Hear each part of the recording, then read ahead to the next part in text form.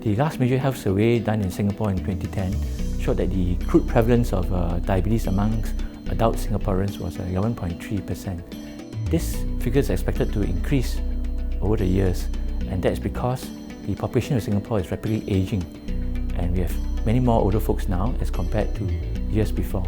Together with this, obesity has become a bigger health problem in Singapore over the last few years as well. And this is affecting the younger folks and the middle-aged patients. And together, these two factors then increase the prevalence of diabetes, and we expect this to increase over the next few years as well.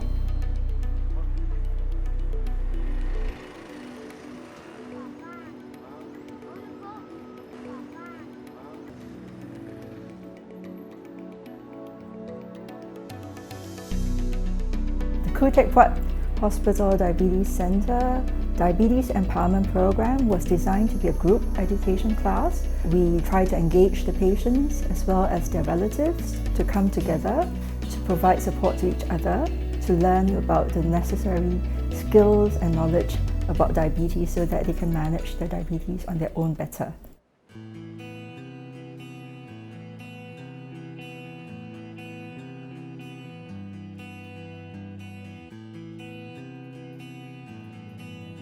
The intensive insulin program has taught me how to think and act like a pancreas. It has taught me the different types of insulin, when it peaks, how long it lasts in my body, and how it affects my blood sugar. At the same time, I was taught carbohydrate counting. Most importantly, I was able to identify what is my insulin to carb ratio so as to achieve better diabetes control. After patients attend the intensive insulin therapy program, they are invited to clinic for follow-up, and we try to optimize the diabetes control during clinic. If necessary, we offer them these technologies such as continuous glucose monitoring and insulin pump to further enhance their diabetes management. This program has improved my quality of life tremendously. I was able to incorporate exercise into my daily routine such that I feel more energetic to cope with my daily activities and still have good blood sugar control.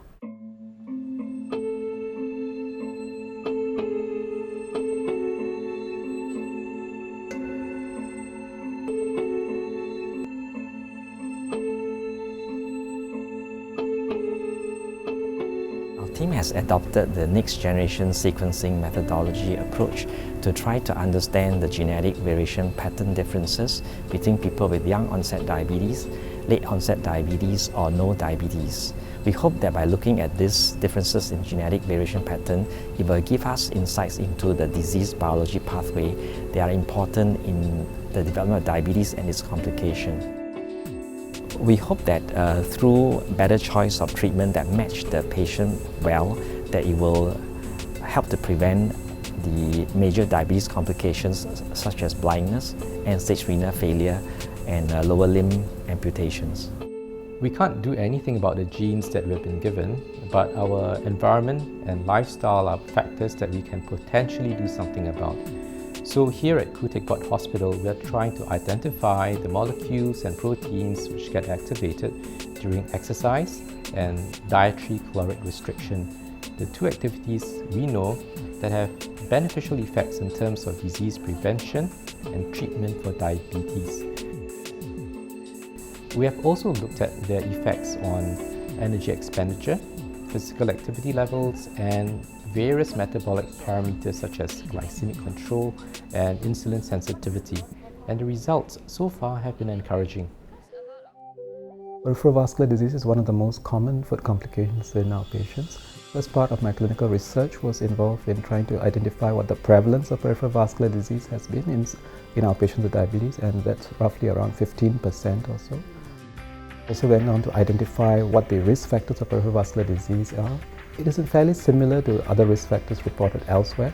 In addition, we also have some novel risk factors associated with endothelial dysfunction as well as markers of vascular stiffness. The next stage of my research is to see which of these identified risk factors will eventually predict outcome of our patients, outcome of gangrene, outcome of amputations, and to try to see also how targeting of each of these risk factors will benefit in reducing the outcome of patients. Besides clinical research, I'm also involved in some early stages of some molecular research involved in identifying some new angiogenic factors with an effort to see whether these angiogenic factors will help to improve circulation in future. Right now, diabetes care is very much based on treatment approaches which are meant for the masses or segments of the patient population.